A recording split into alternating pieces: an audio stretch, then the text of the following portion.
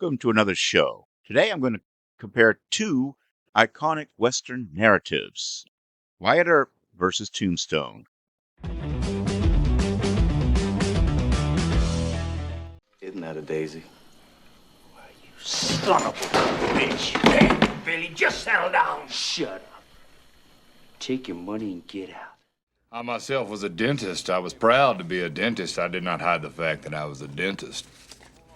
How are your teeth, Wyatt Earp? They're working all right, I guess. The American Old West, a period marked by rugged landscapes, lawlessness, and legendary figures, has been a rich source of inspiration for both literature and cinema.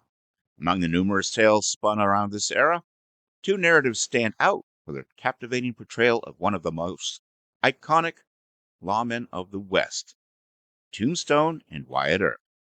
Both films, released in the mid-1990s, offer a riveting glimpse into the life and times of Wyatt Earp, yet they differ significantly in their approach to storytelling and character development.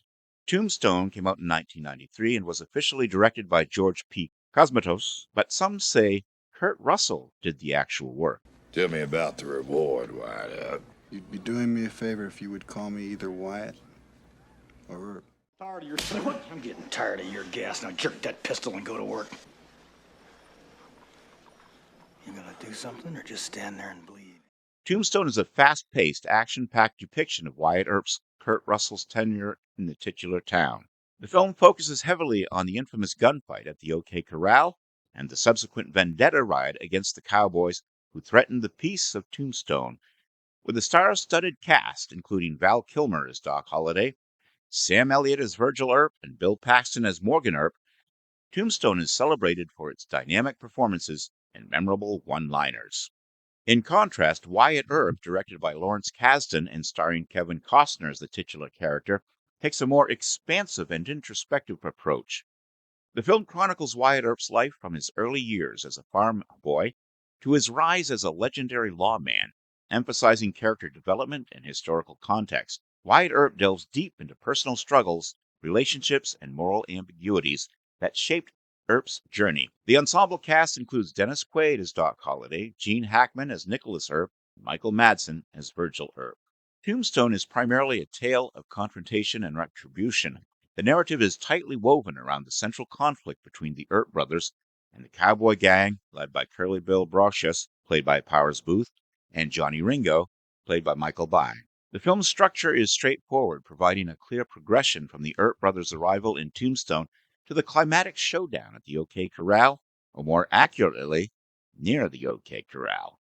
This focused narrative arc offers a thrilling, albeit somewhat simplified, portrayal of the events that transpired in Tombstone.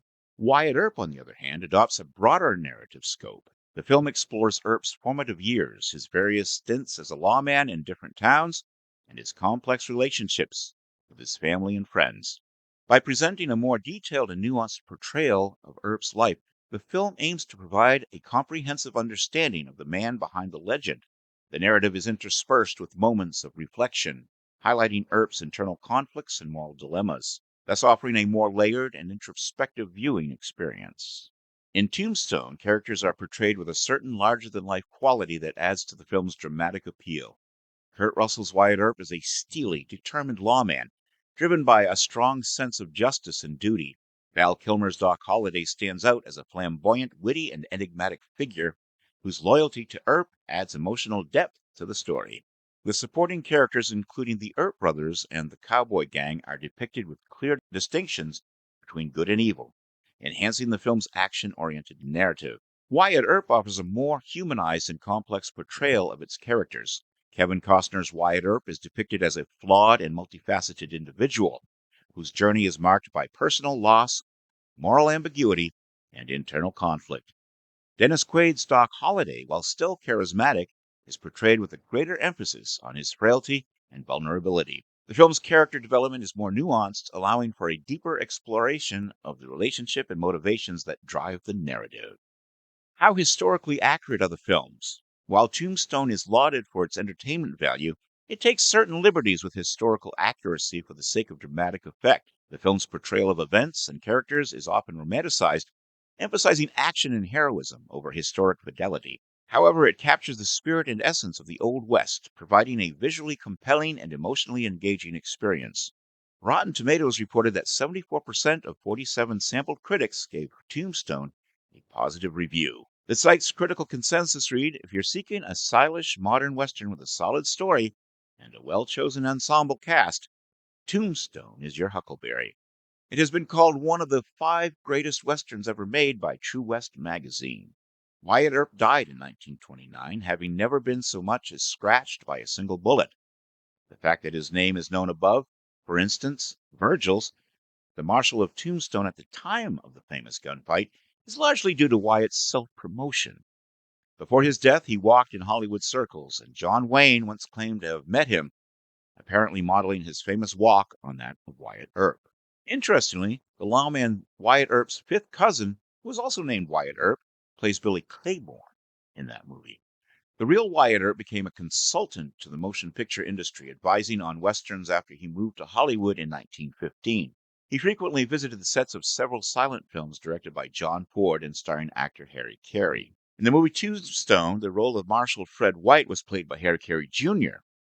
He was 62 when he played Marshal Fred White, even though White died at the age of 31. Willem Dafoe was the original choice to play Doc Holliday, but Buena Vista refused to distribute the film if he was cast due to Dafoe's role in the controversial Last Temptation of Christ. Boy, Disney was a lot different back then as opposed to today. Their films actually did good box office back then. In reality, Johnny Ringo did not die at the hands of Doc Holliday. On July 14, 1882, Ringo's body was found lying against the trunk of a large tree in West Turkey Creek Valley near Chickamauga Peak in Arizona Territory. A neighboring property owner heard a single gunshot on the afternoon of July 13th and discovered Ringo's body the following day. His feet were wrapped in strips of cloth torn from his undershirt, probably because his horse had gotten loose from its picket and bolted with his boots tied to the saddle. That was a method commonly used at the time to keep scorpions out of them. There was a bullet hole in his right temple and an exit wound at the back of his head. His revolver had 1 round expended and was found hanging by 1 finger in his hand. His horse was found 2 miles away with his boots still tied to the saddle. A coroner's inquest stated that his cause of death unknown, but supposed by gunshot. It's kind of obvious, isn't it? What kind of a coroner did they have back then? His body is buried near the base of the tree where it was discovered. The gunfight at the OK Corral, or should I say near the OK Corral, was not well known to the American public until 1931, when Stuart Lake published the initially well-received biography Wyatt Earp, Frontier Marshal. 2 years after Earp's death, the book was the basis of the film My Darling Clementine in 1946, directed by John Ford, and the latter film Gunfight at the OK Corral, done in 1957, after which the shootout became known by that name. Michael Bain stated on his podcast, Inside of You with Michael Rosenbaum, that he barely had said 5 words to director George Cosmatos on the set. The reason for this animosity was that, according to Bain, Cosmatos treated extras and people he saw as beneath him with utter contempt, whilst also sucking up to anyone whom he considered to be above him.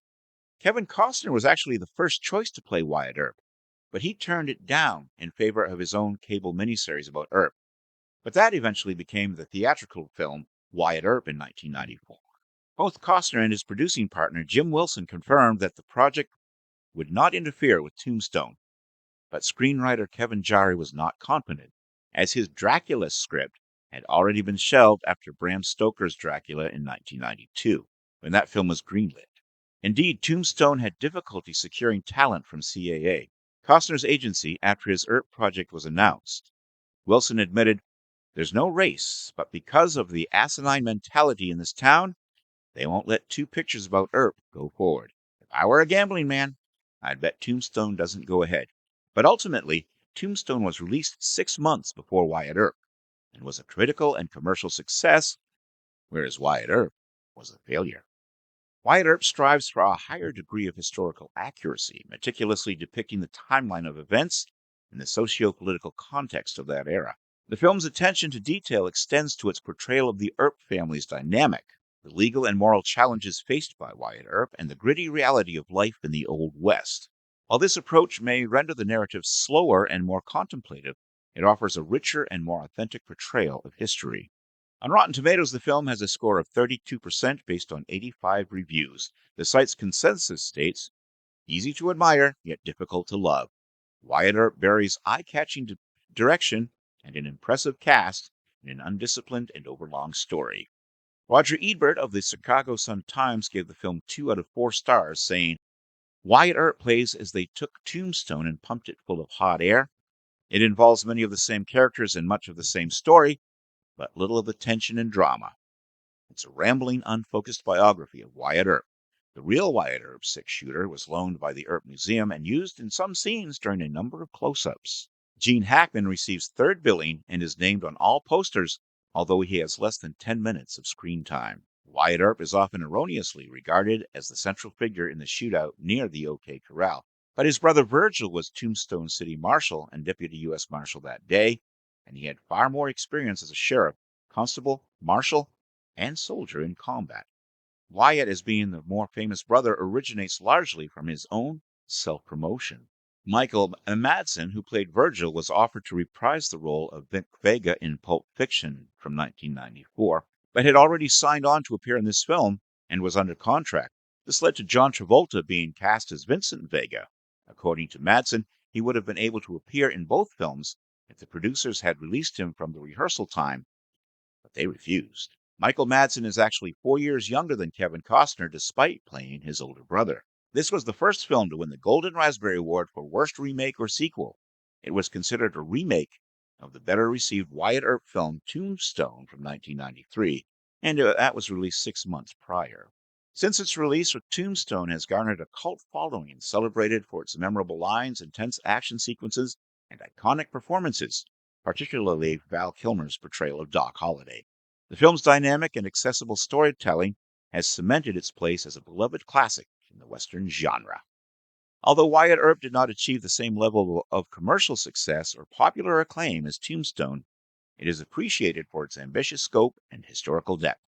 The film's emphasis on character development and authenticity has earned it a place among more discerning audiences who value a thoughtful and detailed exploration of the Old West.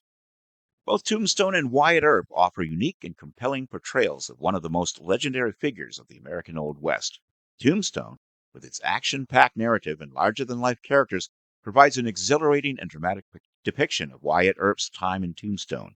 In contrast, Wyatt Earp offers a more comprehensive and introspective journey through Earp's life, emphasizing historical accuracy and character complexity. Together, these films enrich our understanding of Wyatt Earp and the enduring legacy of the Old West, each contributing to the mythos in its distinctive way. And that was our show for today. What did you think? Have you seen both movies? Did you like one more than the other? Let us know your thoughts in the comments section below. While you're at it, I'd be honored if you subscribe to my channel. Click the bell to stay informed and check out my Carl Vincent Vampire Hunter franchise, also in the comments section. Until next time, this is Kevin Given saying, live long and prosper. May the force be with you, and keep reaching for the stars.